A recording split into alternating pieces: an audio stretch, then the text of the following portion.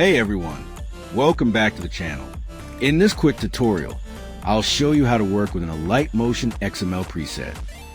Step 1. First, download the XML file. The link is in the video description below. Once it's downloaded, the next step is to import it into Alight Motion. Once you open the file in the app, you'll see this interface. Now, just follow along with me step by step. Make sure you don't skip anything to avoid errors.